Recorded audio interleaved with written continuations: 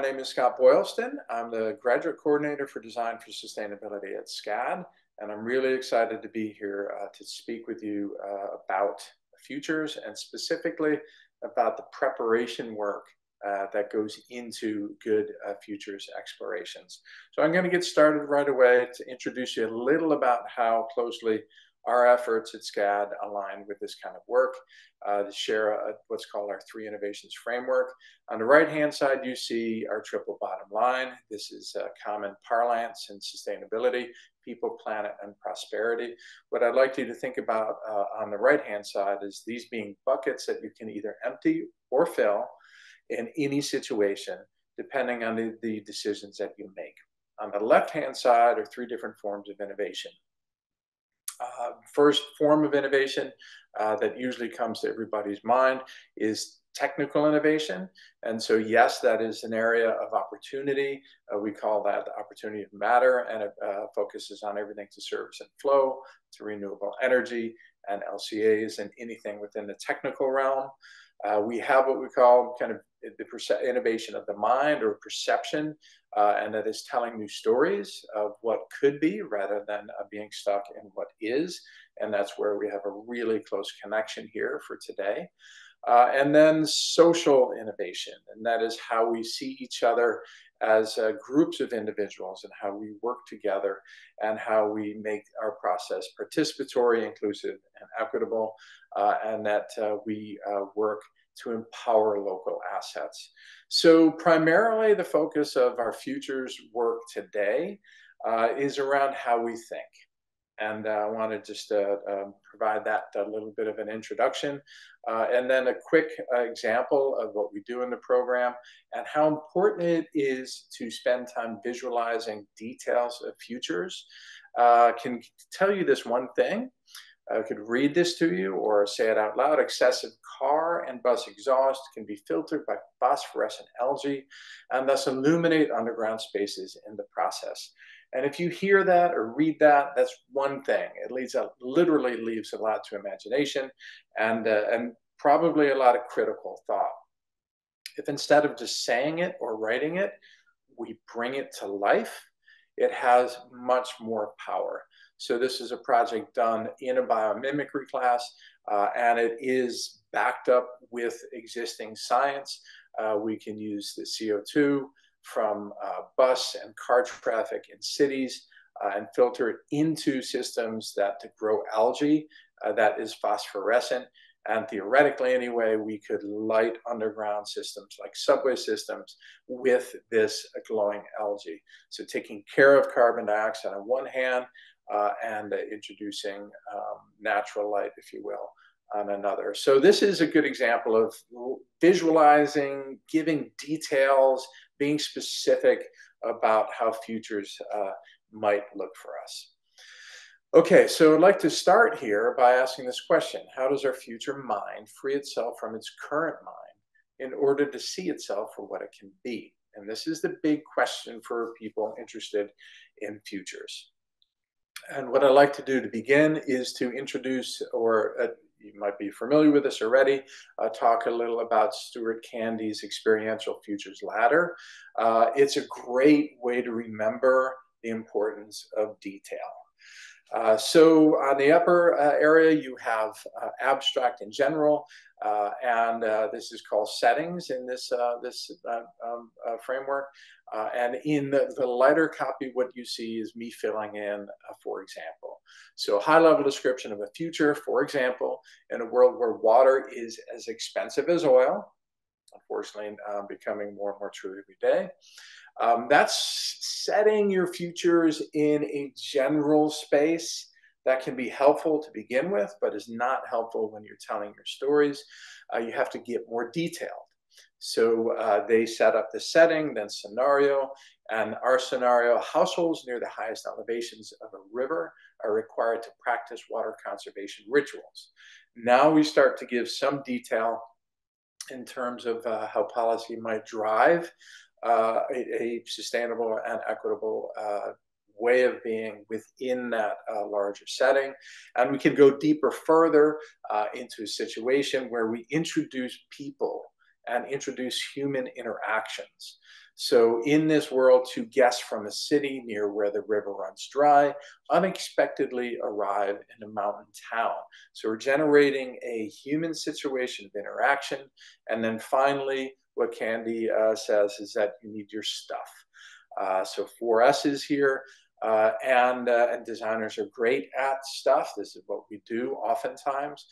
The idea here is create something specific and granular that shows how new technologies or new designs or new policies are actually embodied in the future world. So the visiting guests are taught how the outdoor fog catching equipment collects water from the air. And this might be one result of policies that let's say, prevent high alpine areas from capturing rainwater so that that water can run down the river. How might they access water? And in this case, fog catchers are commonly used already in mountainous areas where there's fog in the mornings that's rolling over some of the hills. You can collect water in that way. So this is that kind of experiential futures ladder that really reinforces this necessary aspect of having experiential feeling for your futures. So the threshold there, as Candy defines, is getting into the situation and the stuff and really making sure that you get deeply into that. Keep this in mind always when you're thinking about futures. Okay, so throughout this, just to kind of provide some, reinforcement here, two things from that: be detail-oriented in your futures visioning, and focus on individual behaviors that emerge from your futures by representing, or let's say by creating interactions with objects day to day. All right, so now what we're going to do is ask that question, like, how do we lay a solid foundation for people to be ready to explore futures? Whether that be getting you ready to write futures in fiction, or you to work with other people to articulate futures. How do we prepare our own minds? And this is probably the most important question to ask. You've got to be ready to do this kind of work. And what I'd like to do is just kind of lay out one opportunity or one way of doing this. We're going to start with the futures here on the right, and the idea of our end goals. If we want a regenerative future and we are futuring by design, we've got to back up and ask some questions about what has to come before that. And so to the left, we have seeing past and present objectively and appreciating probable futures, and then co-envisioning those potential futures, and then imagining and creating policies of sustainment for that future.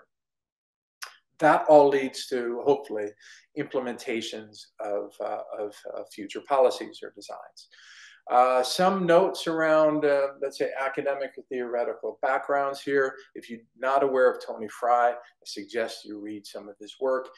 He talks about futuring as opposed to defuturing. And he posits present day design as a form of defuturing because it makes future life for humans less likely. So rather than saying we're designing now, if we're saying we defuture now, it really emphasizes on how we have to shift our focus and our intention to be focused on the future. All right, so we're going to look at this really quickly. If we look at each of these steps, there are people who are writing in these spaces. From the left, superforecasting and antifragility. Want to take a quick peek at that. Then transformative scenario planning. You may be aware of different kinds of scenario planning. Then that deep, rich space of speculative design and design fiction, which hopefully leads to the implementation of those ideas. Here too, we're going to look at each of these. So I'm giving you a little bit of a preview here. We're going to look a little at superforecasting, a little at antifragility, and a little at transformative scenario planning. Really important texts, in my opinion, for all kinds of work, but really interesting and, let's say, uncommon reading to prepare for futures. And that's what I want to share with you here.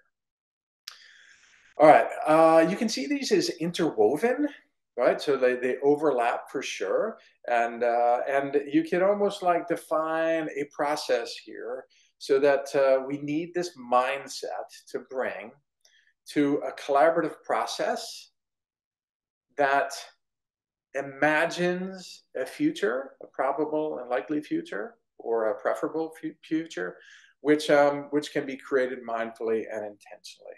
So, so the implementation part we're not talking about here today. Of course, that is the ultimate goal of all of this work, is to reimagine how we implement or what we implement. But we're looking at the build up to that. Okay, so envisioning a shared future first requires agreeing on a common reality today, and this is really important to consider.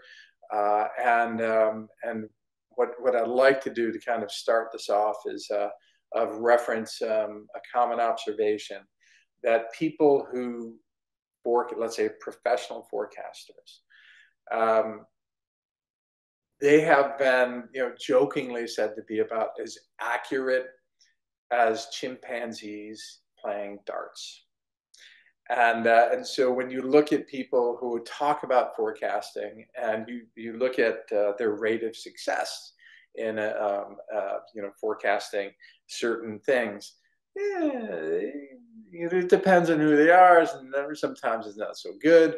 And I would like to think that we could do better than that.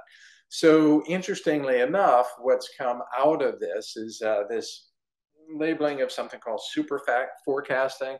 It's a great book. It's right here. And this basically looks at the mental, let's say, mental approach to analyzing how you forecast. And so it looks at people who are amateur forecasters.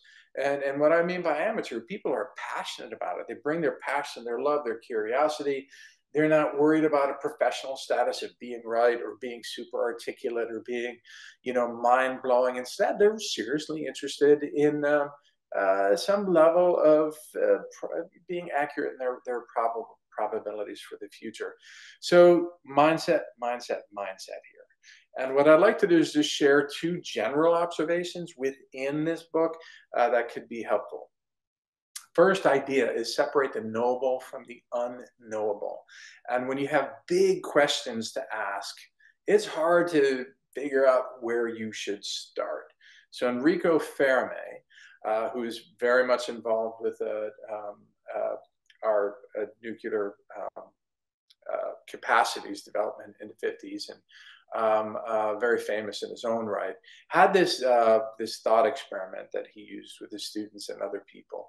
He said, how many piano tuners are there in Chicago? And this is something that we can, today we can do a lot of Googling on, but the idea here is that that's not really a knowable thing. And so if we break down the question into things that are a little more knowable, and then we start patching them together, we might lead to, let's say, a higher level of accuracy in our estimates. So he proposed questions like this: how many pianos are in Chicago? How often are pianos tuned each year? How long does it take to tune a piano? And how many hours per year does the average piano tuner work? And he suggested that if you can estimate, well, if you can research and find, for sure, but if you can mentally estimate these things, it leads to a richer and process. And so that's something to consider here when you're thinking about futures, is what kinds of questions to ask. And if those are unknowable, then what sub-questions can you start asking that are somewhat knowable or more knowable? And this process has been undergone in a lot of different scenarios. And he tells a story of how accurate a rigorous estimate of each of those questions and then an interweaving of those answers lead to when you look for the real answer. So think about that. Now, another thing he says is be as rigorous in assuming your answer is wrong as you are in figuring out what questions to ask and how you answer them. So he says not only should you go through that process, but then, rather than thinking about all the things that we're thinking about when we're not even thinking about what we think about challenging your own assumptions about how you came to some of these estimates. It is a critical thought process that should never end. So he says that we should ask which assumptions that we make in answering those sub-questions that could be challenged, and then challenge them in exactly the same way. And they suggest that that can be a way of thought that you develop. And here's an opportunity. You can get started right now. How many square inches of pizza will be eaten at Fern Uni next semester? Break it down into smaller questions that you might know. Look for answers in those smaller questions, and then start doing some estimates. Could lead to an interesting conversation. All right, so another thing that they talk about is this anchoring. Anchoring is a cognitive bias that once somebody puts a number out there, no matter how much we want to think about a different answer, that answer is always going to be the thing that we hover around, right? So we're aware that this bias is very common. Real estate agents and all kinds of salespeople use it all the time. They put a number out there, they know it's too high, but they anchor it higher. So no matter what your estimates are, it's kind of gravitating toward that. And what Tetlock and Gardner say is that oftentimes when we're looking for specifics, we get so hung up in the specifics that we can't get away from that anchoring. And so in one example, it says, all right, if you were to guess how many people, let's say in Chicago, how many multi-child families own dogs in Illinois. And the idea is that, of course, you would start to look at the details and demographics of people who live there. But what they suggest is before you do that, look at this kind of the outside view, which is in general, what percentage of people own dogs, or in general, what percentage of people with kids own dogs. And then get into the particulars of Chicago and families and so on. So the idea there is to prevent anchoring around emotional detail of the group of people that you're looking at. And instead anchor on a general one. If you have to anchor, we all have to anchor. So if you're going to anchor, don't anchor in more detailed, granular, and emotionally connected, empathetic. This is a hard one for designers because we're always looking at the particular first. Okay, so takeaways there: be curious about knowable pieces, rigorous in patching them together, and diligent in the critique of your own estimates. Nice and easy, right? Number 4, limit anchoring bias through exploring outside views first. All right, we're going to keep moving, talk about antifragility. And in this case, if you've heard of the Black Swan, this is the same author, Nassim Nicholas Taleb, talks about antifragility. And he compares it to resilience by saying that resilience is something akin to the phoenix, where the mythological character rises from the ashes. So the idea here is there are unforeseeable and consequential events that could start tomorrow or the day after, what have you, and how resilient or anti-fragile is a society against those surprising and consequential events. And he says that phoenix rising from the flames is a good metaphor for resilience. But he says he says basically we could do more, and we could go from resilience to antifragility. And he uses a metaphor of a hydra, where if one head is cut off, 2 heads grow back. So how do we grow from unpredictable events that are occurring? Literally grow, rather than just manage them. And that's the whole premise of antifragility. Here too, really great book, really great way of thinking. I can only touch on a few things, and I'll touch on here as they apply to fictions and futures. So one thing he says is neomania is exactly backward. And what he means by that is a lot of futurists are like, oh, there's going to be a technology where our cars will fly. Or, oh, there's going to be technology that, will literally turn us into cyborgs. And these are, important to look at, or no doubt they are. But what he says is that if we're so focused on those large technological changes, we're not focusing on how small technologies are adapted and adopted over time that create more change. And he uses bicycles and wheels on suitcases as two examples. So as much as we develop our high-tech mobility, bikes are still there, and they are being innovated in their own right, and whole urban areas are being innovated to accommodate them when, somebody might have thought they would have gone by way of the horse in terms of everyday mobility. And wheels and suitcases, that's quite a technological advancement. It's just small and nuanced. And that's one way of thinking about futures that would be, let's say, unexpected.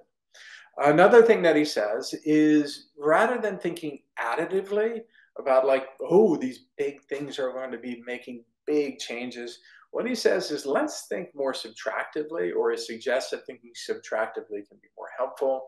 And how can the worst of existing technologies be eliminated? So we have a lot of technologies we're surrounded by already, and many of them have positive contributions. When we start thinking about unintended consequences of them, they are significant. And the more technologies we develop, the more we realize that the negative aspects of their unintended consequences are significant. And so what Taleb says is, let's spend more time at looking at reducing unintended consequences of existing technologies, something to consider. All right, so quick review there. Focus on small ways technology and policies impact our lives, and then reduce the worst repercussions of existing technologies and or policies. All right, so we're all online. I'm this little talking head in the corner, and kind of talking blah blah blah and slides and all that might get a little tedious after a few minutes. So let's take an intermission. It's going to be a short one. Don't go anywhere. Just kind of stretch your legs, stretch your neck, maybe, kind of breathe deep and all of that. And just for our intermission, rather than some fun carnival-like music, just want to share with you a few books that I think could be really helpful here. I love these. Some of these are probably already in the documents. We won't talk about each one, just accept quickly. Exit West is amazing. It's a really wonderful book that helps us imagine the repercussions of our rapidly changing world around climate refugees, and how dramatic that is changing people's lives. And they use, this kind of leap in technology to kind of share very human stories of a sudden breaking apart of individuals and then coming together again, and so on. Staying with the Trouble, Donna Haraway, and she wrote Cyber Manifesto. And in the second half of this book, she really gets into a great futures story that is very compelling and really rich. Recovering Black Storytelling, Qualitative Research, really wonderful book about how telling fictions can help us think more deeply about how we do qualitative research. And then the bottom two, you're probably very familiar with Parable of the Sower. If you aren't, you should be. And in this case, I'm just showing you a graphic novel version of that. So the bottom two are about graphic novels and how powerful the combination of written fiction and visuals can be. The No Small Plans is wonderful. It's about urban planning. And it helps people think about the repercussions of urban planning. I think in Chicago, from the turn of last century to the turn of the next century, and how that's impacting people in a very real, tangible way. All right, so intermission over. All right, so moving to transformative scenario planning. Before we get into that, I want to talk a little about something that'll guide us into transformative scenario planning, and that is called causal layered analysis. You might be familiar with it, but it's worth touching on quickly. They use an iceberg model, much like systems thinkers do. And if you're familiar with the systems thinking iceberg, this is going to be very intuitive to you. And really, there's not too many differences, to be honest, except for how you use it. And so the idea here is the problems are the things that we can see. It's above the water, the events if in systems thinking iceberg, the events that we see every single day. And the way they articulate it with the CLA is that this is what they call the litany. It's that public description of an issue that we see every day happening. If we look closer or further, we start to look at short-term historical facts that are leading to that litany and how that litany comes to be over time. And if we go deeper, we start to look at some of the values and the language and the culture that are driving those historical facts that then drive the daily litany. And then at the bottom of this are the stories that cultures tell. Whether or not we realize it, we all have been listening to cultural stories, and we behave in the world based upon how those stories articulate right and wrong, and ways of thinking that are normal and are okay, and some that are not.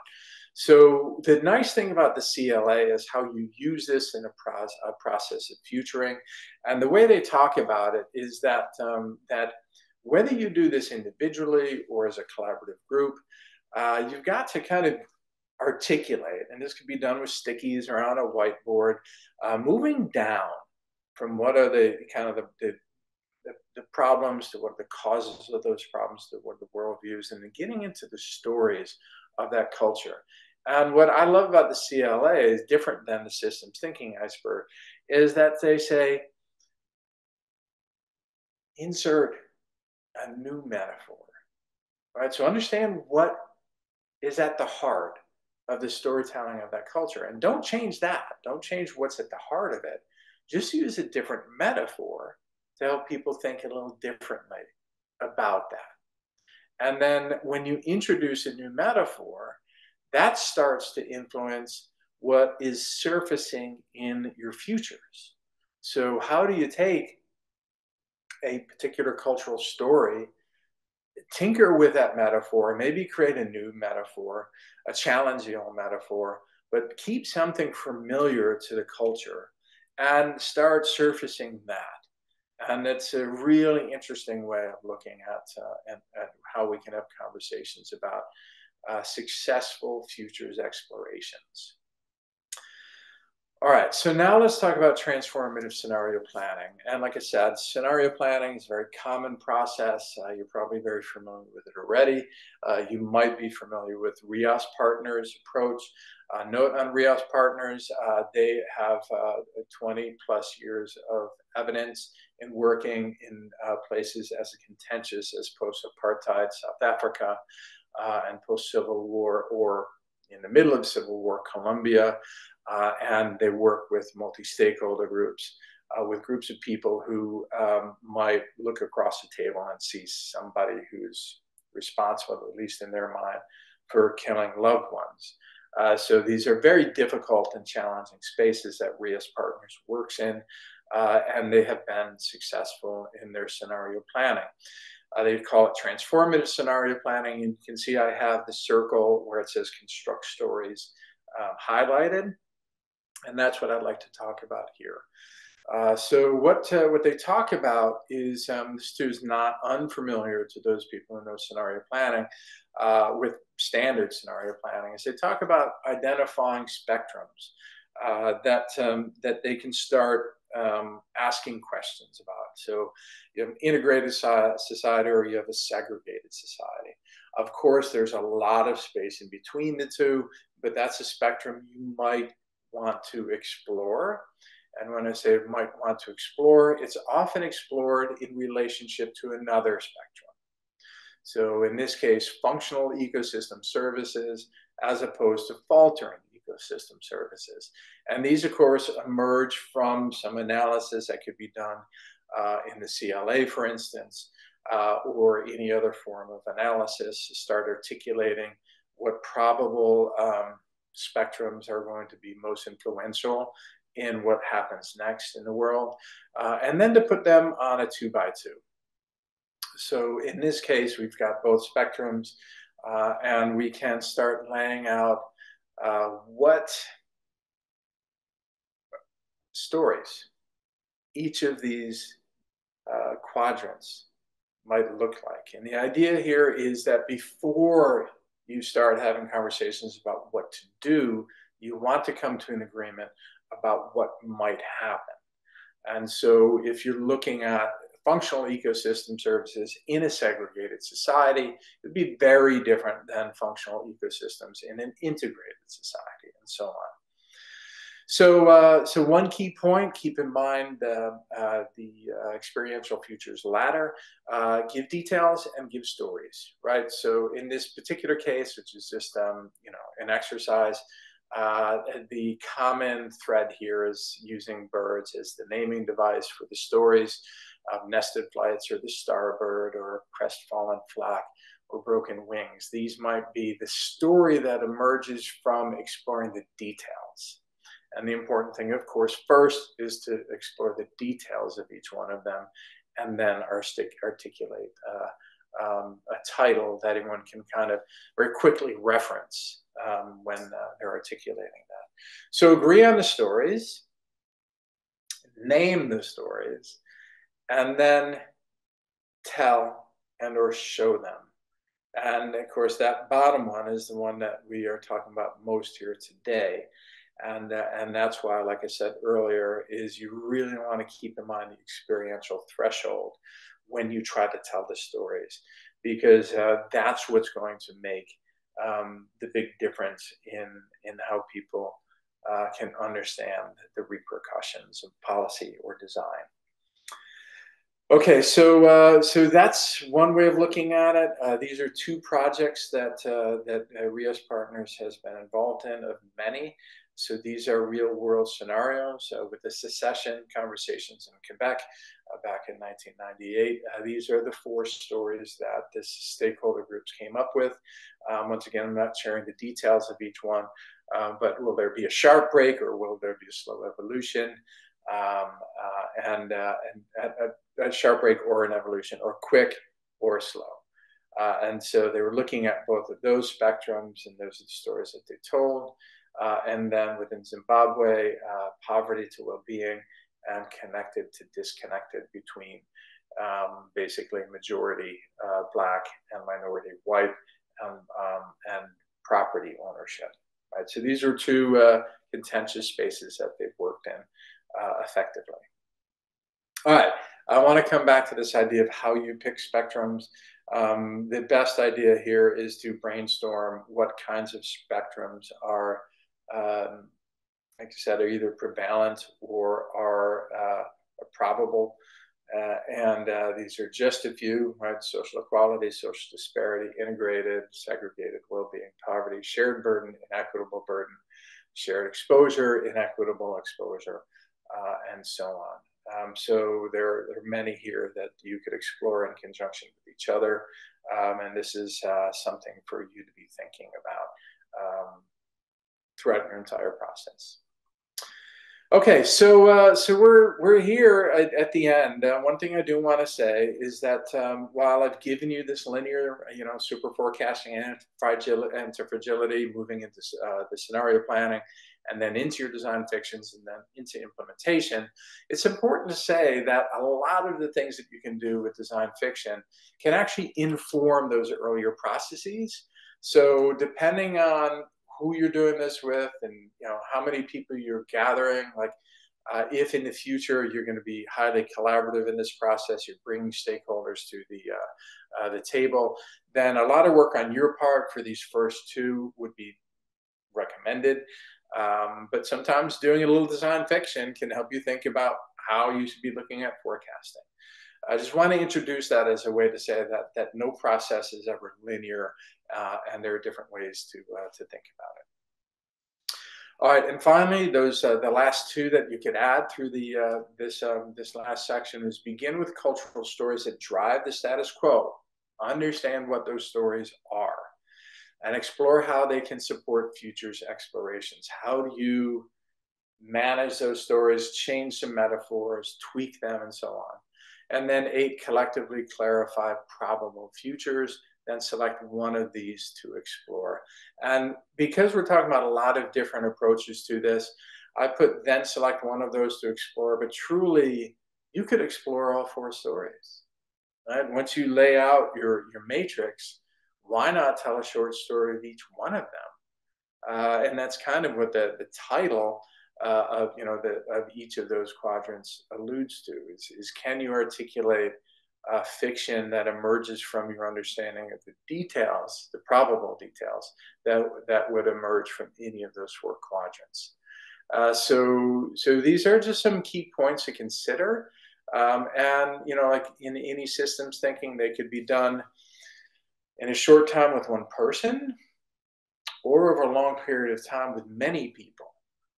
It's just a way of thinking that you want to nurture when you're doing this kind of work. Okay, so that is all. I'm really excited about this class, really excited for you, and thank you for letting me participate in this work.